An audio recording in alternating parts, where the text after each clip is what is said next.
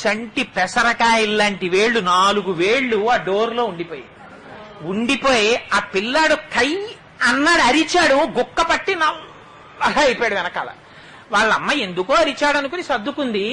ఆ పిల్లవాడి వేళ్లు తెగిపోయి రక్తం అలా కారిపోతూనే ఉంది. వాడు గుక్క పట్టి అమ్మ భుజం మీద స్పృహ తప్పి అలాగే ఉండిపోయాడు, ఊపిరి ఆడకుండా. కాసేపటికి ఎవరో చూసి అమ్మ పిల్లాడు నల్లబడిపోతున్నాడు ఏంటన్నారు. చూసేటప్పటికి వేళ్లు తెగిపోయి తలుపులో ఉండిపోయి. ఎంత కష్టం ఎవరికి చెప్పుకోగలరు?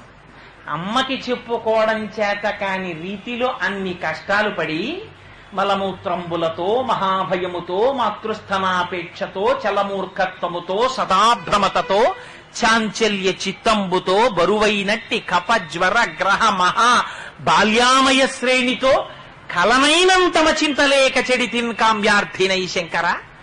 ఒక్కనాడు భగవంతుడనేటటువంటి శబ్దం మనస్సులోకి రాకుండా